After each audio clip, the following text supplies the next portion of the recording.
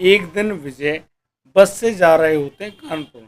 अब जब बस रुकती है एक बस स्टैंड पे, तो वहाँ पर बहुत से लोग जो कि वेंडर्स हैं, यानी कि कोई चाय बेच रहा है, कोई पानी बेच रहा है, कोई मूंगफली बेच रहा है।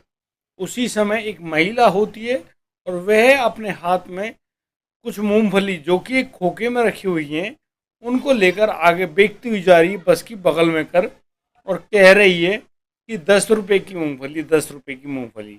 जैसे ही महिला आगे बढ़ती है, वह देखती है कि ऊपर एक व्यक्ति बैठा है और वह व्यक्ति उस महिला की तरफ देख रहा है। उस महिला ने जब उस व्यक्ति को नज़र भर देखा, तो उसकी जो आवाज़ थी वो उसके गले में ही रुक गई। अब दोनों की आंखें फटी की फटी रह गई। यहाँ पर विजय देखते हैं कि यह मूंगफली बेचने वाली कोई और नहीं, उसकी पूर्व पत्नी है, जिसने करीब 6 साल पहले उससे तलाक लिया था और वह अब मूंगफली बेच रही है। विजय अब उस महिला को बस के अंदर बुलाते हैं और फिर अपने पास बिठाकर उससे बातचीत करने लगते हैं, लेकिन बस अब आगे बढ़ जाती है। दोस्तों, अब विजय अपनी उस पूर्व पत्नी से बात कर, जिनको वह 6 साल पहले तलाक दे चुके होते हैं। अब उनकी इस प्रकार से बातचीत चल रही है कि वे महिला अब छोटी छोटी बातों पे इतनी बुरी तरह से रो रही हैं कि हर कोई आदमी उनके चेहरों की तरफ देख रहा है कि ये आखिर कर क्या रहे हैं। दोस्तों, आइए जानते हैं पूरी घटना में क्या क्या हुआ है। नमस्कार, आदाब, सत श्री अकाल दोस्तों, स्वागत है आपका हमारे यूट्यूब चैनल किस्से क्राइम पे। और दोस्तों, आपसे एक छोटी सी गुजारिश है कि आप इस वीडियो को आगे देखते हुए हमारे इस चैनल को सब्सक्राइब करना और नोटिफिकेशन की बेल को दबाना बिल्कुल ना भूलें। दोस्तों, विजय जो कि आगरा के रहने वाले हैं और वो अपने भाई की जो सास होती है, जिनकी तबीयत बहुत ज़्यादा खराब है, वो कानपुर में उनको देखने के लिए रवाना होते हैं बस से। अभी बस से वो आगरा से कुछ दूर निकले ही थे कि अचानक बस एक बस स्टैंड पे रुकती है और बस स्टैंड पर अब बहुत सारे जो लोग सामान बेचते हैं, यानी कि कोई चाय बेच रहा है, कोई पानी बेच रहा है, कोई मूंगफली, बहुत सारे सामान होते हैं जिनको वो बसों में उपलब्ध करवाते हैं। इसी प्रकार से एक महिला जो कि अपने हाथ में कुछ मूंगफलियां उनको खोखे में डालकर बेचती हुई घूम रही है। अब वह महिला आगे बढ़ती है और उसके हाथ में जो खोखा है, कह रही है कि 10 रुपए में मूंगफली ले लो। अब यहाँ पर जैसे ही उस व्यक्ति विजय के पास वह महिला पहुँचती है, दोनों एक दूसरे को देखकर हक्के बक्के रह जाते हैं। वह महिला, जिनका नाम रेखा है, रेखा यह देखकर बिल्कुल हक्की बक्की रह गई कि यहाँ बस में तो उसके पूर्व पति, जिनको वो 6 साल पहले तलाक दे चुकी हैं, वो बस में बैठे हुए हैं। अब रेखा की आवाज़ मुंह से निकलना बंद हो जाती है, यानी कि आवाज़ ही रुंध जाती है। अब वह बोल भी नहीं पा रही है। लेकिन विजय अब हिम्मत करते हैं और उस रेखा को बस के अंदर बुलाते हैं। अब यहाँ पर रेखा उनकी बात को ना नहीं कह पाती है और बस के अंदर आकर बैठ जाती है। बस अब आगे बढ़ जाती है अपने रास्ते पर, लेकिन विजय और रेखा आपस में बातचीत कर रहे हैं। यहाँ पर विजय पूछते हैं कि रेखा, तुम्हारी ये हालत, यानी कि मैंने तो तुम्हें काफ़ी सारे पैसे दिए थे हमारे तलाक में, लेकिन तुम तो मूंगफलियां बेच के अपना गुजारा कर रही हो, और ये देखो तुम्हारी हालत, ऐसी गंदी साड़ी में तुम, ये क्या तरीका है तुम्हारा भाई? हमें तो ये बात समझ में नहीं आ रही। अब इस बात को सुनकर रेखा जो फूट फूट कर रो रही है, वह अपने माथे को विजय के कंधे पे लगा देती है और उसकी सिसकियां बंधी हुई हैं।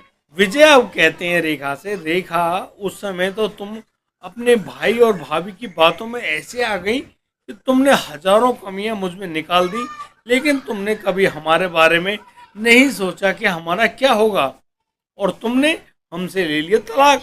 अब इस तलाक की कंडीशन में अब करें तो करें क्या? लेकिन तुम्हारी इतनी बुरी स्थिति होगी, इसके बारे में तो मैंने बिल्कुल नहीं सोचा था। तलाक होने में मैंने तुम्हें 3 लाख रुपए दिए थे, अब उन रुपयों का क्या हुआ, जरा ये तो बताइए। अब जैसे तैसे रेखा अपने आंसुओं पर काबू पाती है और चुप होते हुए कहती है कि विजय, वह तुम्हारे आगे हाथ जोड़ती है, तुमसे बार बार माफ़ी मांगती है और कहती है कि सुबह का भूला यदि शाम को घर लौट आए तो उसको भूला नहीं कहते। वह तुमसे बार बार हाथ जोड़ती है, उसको फिर से अपना लो और बस अब मैं तुम्हारी ही सेवा करूंगी। वह बताती है कि उनके भाई और भाभी ने उसके साथ अच्छा नहीं किया, यानी कि जो पैसे तुमने मुझे तलाक में दिए थे उन पैसों को तो मेरे परिवार ने बस ऐसे ही हंसी मजाक में उड़ा दिया और मुझे घर से भी भगा दिया। वह ऐसे ही नहीं, मुझे एक अधेड़ उम्र के व्यक्ति को 1 लाख रुपए में बेचना चाहा। जब मैंने उन लोगों से मना करी तो मेरे भाई भाभी ने मेरे साथ मारपीट करी, लेकिन मैं अब उनकी इस बात को समझ गई थी कि असलियत में तो वो लोग मुझे पैसों के लिए इस्तेमाल कर रहे हैं। बस अपनी जान और इज्जत बचाते हुए मैं उस घर से भाग पड़ी। अब मैं बाहर जाकर क्या करती, अब मुझे अपना जीवन भी तो चलाना था। बस इसीलिए यहाँ पर एक किराए पर छोटा सा कमरा ले रखा है और उसी में रहती हूँ। और वहीं और इसी बस स्टैंड पर अक्सर मूंगफलियाँ, पानी और भी सामान जो नमकीन वगैरह होते हैं वो सब बेचा करती हूँ और अपना गुजारा कर रही हूँ। रेखा बताती है कि उन्होंने जीवन में सिर्फ एक बात सोची कि रेखा तो सिर्फ विजय के लिए बनी है। इस शरीर पर विजय के अलावा किसी और पुरुष का हक नहीं हो सकता। मैं आज भी तुम्हें पति रूप में मानती हूँ और तुम्हारा फोटो जो कि मैंने अपने कमरे में लगा रखा है उसी फोटो की दिन रात पूजा करती हूँ। तुम्ही को मैंने पति मान रखा है और अभी भी मैं तुमसे बार बार गुजारिश कर रही हूँ कि मुझे पत्नी रूप में फिर से स्वीकार कर लो। इस प्रकार से रेखा के रुदन को देखते हुए विजय काफी भावुक हो जाते हैं और बस के और भी जो यात्री होते हैं वो कहने लगते हैं कि विजय भाई अब तो इस महिला की बात मान लो, अरे इससे गलती हो गई तो कोई बात नहीं, आखिर ये अबला नारी है और इसको सबला बनाने में तुम्हारी ही मदद चाहिए। तुम चाहो तो इसको सब कुछ प्रदान कर सकते हो। विजय अब रेखा से कहते हैं कि उनको जाना है कानपुर। कानपुर में वो देखेंगे अपने भाई की सास जिनकी तबीयत बहुत ज़्यादा खराब है।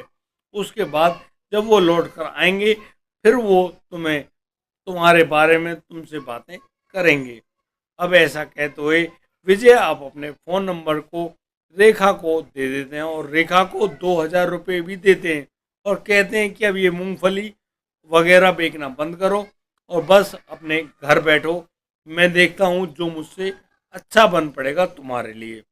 ऐसा कहकर अब आगे बस बढ़ती है, लेकिन जिस स्टैंड पर बस रुकती है वहाँ पर रेखा तो बस से नीचे उतर जाती है और फिर से आगरा पहुँच जाती है उसी जगह पर जहाँ से वह बस में बैठी थी।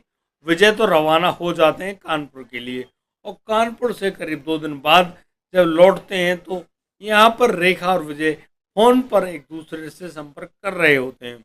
जब विजय लौट कर आते हैं तो फिर उनको रेखा मिलती है। रेखा अब अपने पति विजय को अपने उस छोटे से किराए के कमरे पर लेकर जाती है। वहाँ जाकर देखता है विजय कि वहाँ पर उनके फोटो लगी हुई है और उसी फोटो पर बहुत सारी फूल मालाएं चढ़ी हुई हैं। इस बात को देखकर विजय बहुत ज़्यादा भावुक हो जाते हैं। विजय को भावुक देख अब बार बार जो रेखा है वह विनती कर रही है कि उसको अपना लो। वह हाथ जोड़ के तुम्हारे सामने अब हाजिर है, जो चाहे आप मुझे सजा दे सकते हो।